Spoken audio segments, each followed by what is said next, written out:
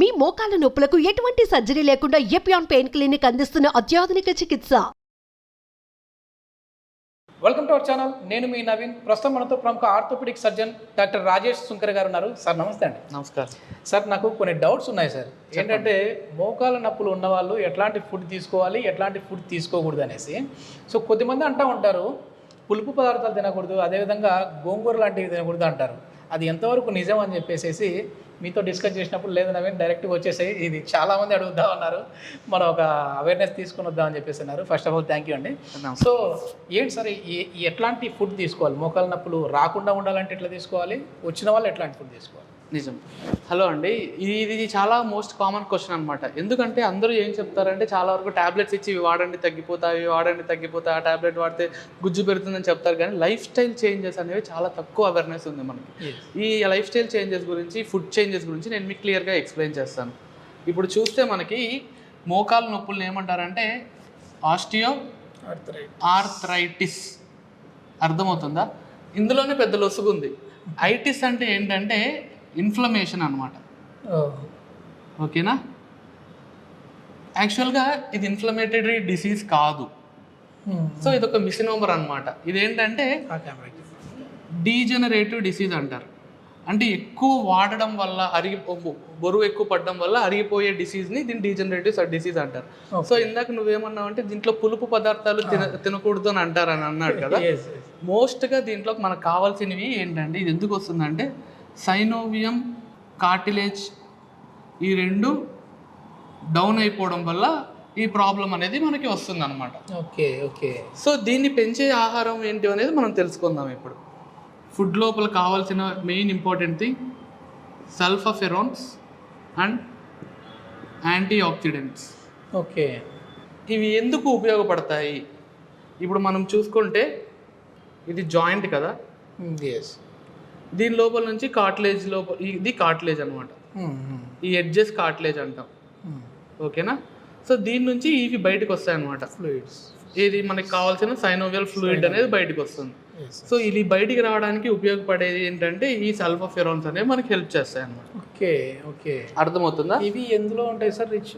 ఈ food. Next ఫుడ్లో ఇది ఫుడ్ దేంట్లో ఎక్కువ ఉంటుందంటే ఒకటి క్యాబేజ్, ఓకే, ఇంకోటి బ్రొకోలీ. ఇవి దీంట్లో చాలా రిచ్గా ఉంటాయి మనకి. ఓకేనా? నెక్స్ట్ ఇప్పుడు ఇంకోటి ఏంటంటే ఆటోమేటిక్గా మనం నడుస్తుంటాం, తిరుగుతుంటాం, పరిగెడుతున్నాం. సో ఇప్పుడు ఏ మనిషికైనా కానీ లోపల మైక్రోస్పెక్స్ అనేవి జరుగుతాయి, నానోస్పెక్స్ అంటాం. అంటే ఏంటంటే చిన్న చిన్న డ్యామేజ్లు జరుగుతాయి. కింద పడుతున్నప్పుడు, లెగుస్తున్నప్పుడు చిన్న డ్యామేజ్లు జరుగుతాయి. సో దీనికి ఏంటి, మనం ఏమన్నా మందులు వాడం, ఆటోమేటిక్గా హీల్ అయిపోతుంది. ఎలా హీల్ అయిపోతాయి అంటే because of these antioxidants అనమాట. ఓకేనా? ఈ యాంటీ ఆక్సిడెంట్స్ అనేవి వీటికి ఆటోమేటిక్ హీలింగ్ కెపాసిటీని మన బాడీకి ఇస్తాయి. సో ఆ యాంటీ ఆక్సిడెంట్స్ దేంట్లో ఉంటాయి? ఫ్రూట్స్లో అయితే వైటమిన్ సి రిచ్ ఫ్రూట్స్. అంటే ఏంటి? పులుపు పదార్థాలు. అర్థమవుతుందా? పులుపు తినాలి. లెమన్, ఆమ్లా, ఆరెంజ్ ఇవన్నీ పులుపు పదార్థాలు. బెర్రీస్ ఇవన్నీ అందుకు సంబంధించి. సో అవి తినాలి. దీంతో పాటు చాలా మందికి మరి మనకి నాన్ వెజ్ ప్రియులు ఉంటారు కదా, వాళ్ళకి లేకపోతే ఎలాగా? నాన్ వెజ్ వాళ్ళకి ఏంటంటే ఫిష్ ఫుడ్స్. అందులో మెయిన్గా సాల్మన్ రిచ్ ఫుడ్స్ అంటాం, సాల్మన్ ఆయిల్స్ అంటాం. ఓకేనా? ఒమేగా 3 ఫ్యాటీ యాసిడ్స్ ఉంటాయి ఇందులో. Omega 3 fatty acids. ఇంకొకరు చాలా మంది సార్ పాలు తాగొచ్చా, లేకుంటే పాల వల్ల బోన్ స్ట్రెంత్ వస్తుంది అంటారు. కానీ పాలు తాగొచ్చు. ఎప్పుడు అంటే దాని లోపల ఫ్యాట్ ఉండకూడదు, తక్కువ మోతాదులో ఉండాలి. ఇంకోటి చీజ్ అనేది తక్కువ మోతాదులో ఉండాలి. ఇవన్నీ ఎప్పుడైతే తక్కువ మోతాదులో ఉంటాయో ఆటోమేటిక్గా మన బాడీకి, మన జాయింట్స్కి చాలా మంచి గ్రిప్ ఉంటుంది. సో ఇవి ఫుడ్ యాక్టివిటీస్ మనం తీసుకోవాలి. డౌట్ అండి, చెప్పండి. గోంగూర తినొచ్చా తినకూడదా అండి? గోంగూర ఎంత కావాలన్నా తినచ్చు. గోంగూర చికెన్ తినొచ్చు, గోంగూర మటన్ తినొచ్చు, గోంగూర బిర్యానీ తినొచ్చు, అన్ని తినొచ్చు. అట్లా ఇంకోటి ఏంటంటే మనకి బ్రేక్ఫాస్ట్కి అయితే మీరు ఓట్స్ తినొచ్చు, బ్రౌన్ రైస్ తినొచ్చు. మధ్యాహ్నం పూటకైతే సెరల్స్ తినొచ్చు. సో ఆల్ దీస్ ఏం చేస్తాయంటే మన బాడీ లోపల ఈ జాయింట్ని రిపేర్ అండ్ రీజనరేషన్, డ్యామేజ్ జరుగుతుండే దాన్ని రిపేర్ చేస్తాయి. అలాగే ఏదైతే మన ఫ్లూయిడ్ డౌన్ అయిపోతుందో దాన్ని రీజనరేట్ చేస్తాయి. సో ఇదంతా మనకి ఏంటంటే ఆహార అలవాట్లు. మంచి ఆహారం తీసుకోండి. మొత్తం మీద చాలా మందికి ఉన్న డౌట్, నాకున్న డౌట్ మొత్తం అన్ని ఎక్స్ప్లెయిన్ చేసేసారు, మీరైతే చెప్పేశారు. కానీ ఎట్లాంటి ఫుడ్ తీసుకోకూడదండి ఇప్పుడు పెయిన్, ఎట్లాంటి ఫుడ్ తీసుకుంటే మోకాళ్ళ నొప్పులు ఇంకా ఎక్కువ అవుతాయి? ఆశ్చర్యం ఏంటంటే ఇవి లేకుండా మనిషి బతకట్లేదు ఇప్పుడు.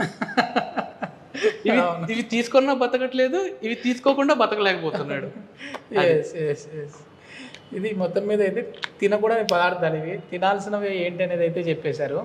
సో ఎట్లాంటి జాగ్రత్తలు తీసుకోవాలి సార్? అంటే మామూలుగా నీ పెయిన్ ఉన్న వాళ్ళు అసలు కూర్చోకూడదు, నడవకూడదు, ఎక్కువ నడిచినా కూడా ఇబ్బంది అని అంటూ ఉంటారు కదా.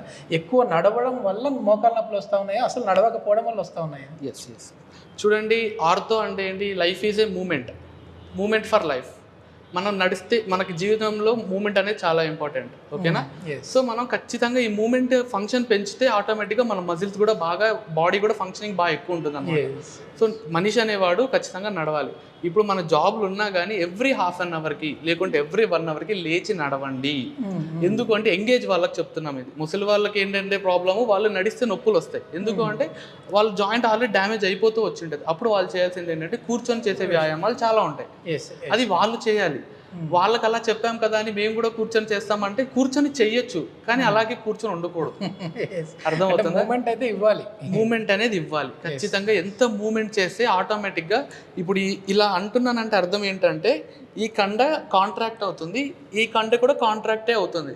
సో దీని మళ్ళీ ఈ రెండింటి వల్ల ఏమవుతుందంటే ఒక ఎలక్ట్రిక్ సర్క్యూట్ అనేది బోన్కి పాస్ అవుతుంది. ఈ ఎలక్ట్రిక్ సర్క్యూట్ అనేది బోన్కి పాస్ అవడం వల్ల ఏమవుతుందంటే లోపల మనకి ఆటోమేటిక్గా బ్రెయిన్కి స్టిమ్యులస్ వెళ్తుంది. దానికి అక్కడ ఎముకలు వీక్ అయితే గట్టిపరచాలి, లేకుంటే డ్యామేజ్ అయితే దాన్ని హీల్ చేయాలి. ఇలాంటివన్నీ ఏంటంటే కేవలం ఒక స్పందన, ఆ స్పందన మనలో ఉంటేనే ఆ జాయింట్కి హెల్తీగా ఉంటుంది. ఓకే, చాలా మంచి ఇన్ఫర్మేషన్ సార్. నిజంగా ఏంటంటే ప్రతి ఒక్కరికి ఉపయోగపడే వీడియో ఇది. కొన్ని అపోహలు అయితే ఉంటాయి కదా, అవే నేను ఇప్పుడు డాక్టర్ గారితో ఫోన్లో డిస్కస్ చేశాను. లేదు మనం అందరికీ అర్థమయ్యే విధంగా చేద్దాం నవీన్ అని చెప్పేసి అన్నారు. ఇది ప్రతి ఒక్కరికి యూజ్ఫుల్ అనుకుంటాను. మీకు యూజ్ అయితే 10 మందికి రీచ్ అయ్యేలా వీడియోని అయితే షేర్ చేయండి. Thank you sir. Thank you so much. Thank you mister Naveen గారు.